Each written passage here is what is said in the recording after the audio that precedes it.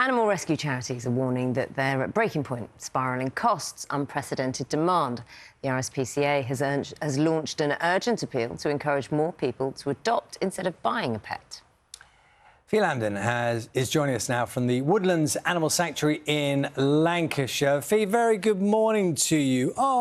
Introduce us. Good morning, good morning. Yes, so we're being very quiet because lovely Alice here. Good morning, Alice. Good morning, good morning. Oh, look at Alice. She was a stray 5 weeks ago, and look, she's just had these kittens here. They're 4 weeks old, but if she hadn't come into this centre, they might not be here. So this centre has been here for 20 years, but is really, really financially struggling right now.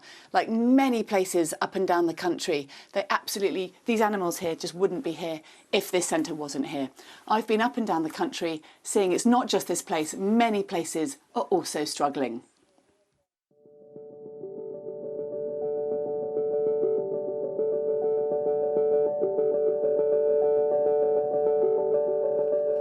Over 300 animals, kittens, chinchillas, Shetland ponies and dogs, all living side by side at Fern Animal Rescue Centre in Somerset.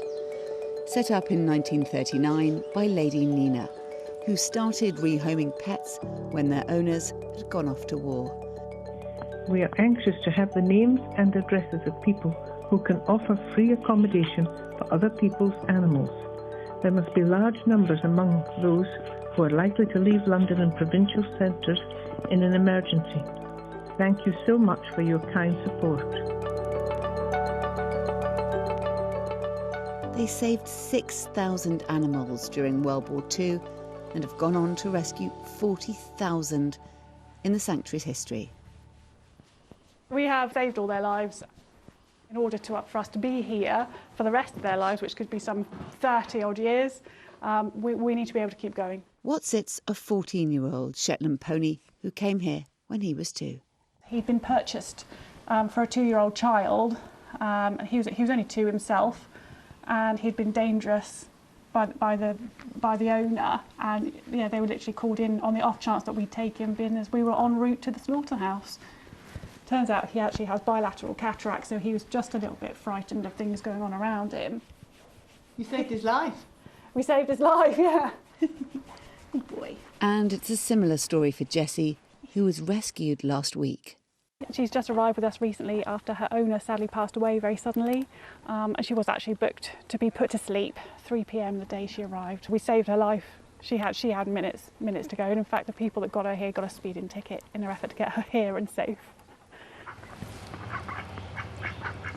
But with spiralling costs, there's a real risk their funds will run out in the next few months. So Fern's been in existence for 85 years and it's never been this tough. In the last 6 to 12 months, our increase in costs has been something like 50% year on year. An example of that being vet and medical by 60% alone. So that, for a charity like ours, is about a £350,000 to £400,000 increase year on year. It's really tough. It's not just unwanted pets. Cruelty to animals is also on the up. Here at this centre in Somerset, the RSPCA say they've seen a 10% increase since the start of this year. That's 2% nationally. Coupled with the fact adoptions are down, they've just got many more animals to look after. It's a real challenge for us. Our centres are full and we're spending £500,000 a month on private boarding facilities. So as a charity, the RSPCA doesn't put healthy rehomable animals to sleep, so we're really fighting for space. So our rescue centres, we're here at RSPCA Brent Knoll. The guys have got more than 100 animals in their care here and we're full to bursting point at our centres.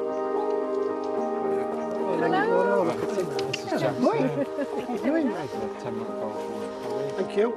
Back at Fern, there's good news.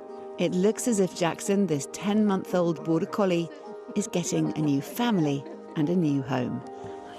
The message from charities is to adopt rather than buying a pet. So do you like him then? Yeah.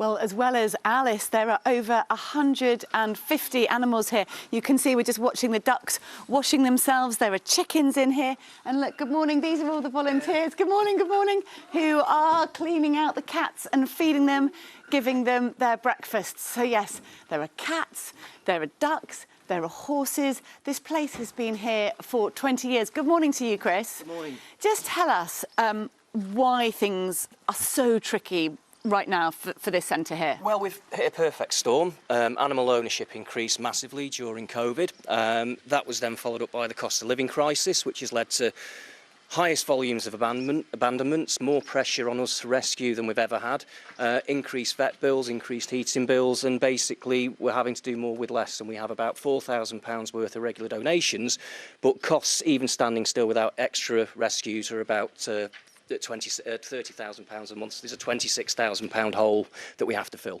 So look, come in here and let's just see some of the other animals you're looking after. So we've got Maggie, we've got Willow, Milo. I don't know if Milo will come and say hello. So look, hello. If you come around here, we can see Milo. Lovely face. Chris, come a little bit closer. So, Chris, you know what can be done? You know, are you at the stage where you are literally having to think about its future? Yeah, we have weeks worth of funds, if that. Basically, we need regular donations, so we have the financial visibility of what we have coming in, who we can rescue, who we can provide treatment for, and basically how we can continue to function as a sanctuary and continue the rescuing, continue doing all the great things with volunteers who come here for their own mental health benefits, and also what we do in the community in terms of education. OK, well, you talk about the volunteers. Let's come over and meet Emma and Merlin. Good morning. Look at Merlin. Now, Merlin was due to be sent to abroad to be food, essentially, wasn't he? And then he was saved here. Emma, tell us why you volunteer here and why it means so much coming here every week. I started volunteering during furlough. I was on during lockdown. I was furloughed with the airlines, so me being able to come here and volunteer. I was also wanting to rescue a cat at the same time, so coming here and I managed to find 2 that I rescued. And with going back after furlough, lockdown, I carried on volunteering. I absolutely love being able to come here. It just gives you that, you know, being able to give your time and help cats in need. And if it wasn't here, what would you do? I mean, if this place wasn't here?